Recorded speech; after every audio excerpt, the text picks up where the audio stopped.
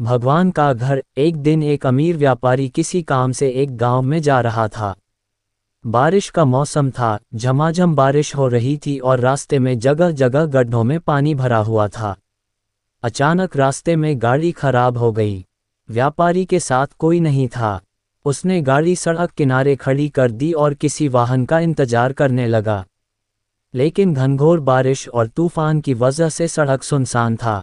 शाम ढलने लगी तो व्यापारी को चिंता सताने लगी। अचानक उसने देखा एक गरीब व्यक्ति साइकिल से गुजर रहा है।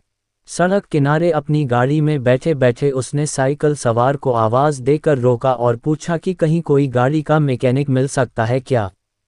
साइकिल सवार ने बताया कि इतनी बारिश में दूर दूर तक उसे कोई मैकेनिक नहीं मिलेगा। ये सुनकर व्यापारी चिंतित हो उठा। तब साइकिल सवार ने बड़ी विनम्रता से कहा, भाई साहब, अगर आप चाहें तो पास ही बने भगवान के घर में आज रात विश्राम कर सकते हैं, वहां आपको रहने की सारी सुविधाएं मिलेगी। व्यापारी राजी हो गया। उसने सोचा कि आज रात मंदिर में ठहर कर अगले दिन सुबह वो गाड़ी मरम्मत का कोई रास्ता देख लेगा। साइकिल सवार ने उसे अपनी साइकिल पर बिठाया और चल पड़ा। थोड़ी देर में दोनों एक छोटे से मकान के सामने पहुंच गए। साइकिल वाले ने दरवाजा खटखटाया तो एक स्त्री ने दरवाजा खोला।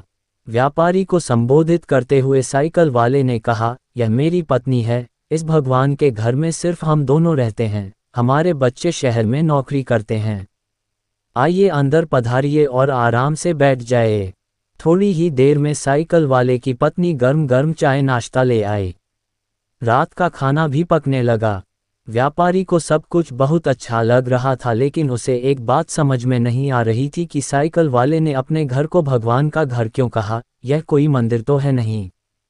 आखिर उससे रहा नहीं गया तो उसने पूछ ही लिया कि वो क्यों अपने मकान को भगवान का घर कह रहा है। लोग तो अक्सर यही कहते हैं कि मेरे घर में भगवान विराजमान है, या मेरे घर में भगवान के लिए पूजा घर बनवाया है, या मेरे घर में भगवान आए हैं। ये सुनकर साइकिल वाले व्यक्ति ने कहा, हाँ, आपने ठीक कहा। अक्सर लोग यही कहते हैं कि घर हमारा है और भगवान हमारे घर में विराजमान है। लेकिन हम ऐसा नहीं कहते, क्योंकि अगर हम अपना घर कहेंगे तो उसमें हम अपनी इच्छानुसार कुछ भी उल्टा पुल्टा काम कर सकते हैं। लेकिन अगर हमने भगवान का घर कहा तो हम वहाँ कोई गलत अनाचार वाले काम नहीं कर सकते और हमेशा उन्हीं सद्विचारों में रहते हैं जैसे हम सब मंदिर के अंदर होते हैं।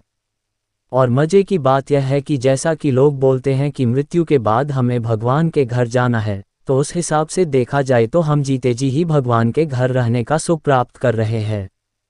उस गरीब व्यक्ति के इतने सुंदर विचार से व्यापारी बहुत प्रेरित हुआ और उसने भी अपने घर को भगवान का घर कहने का मन बना लिया।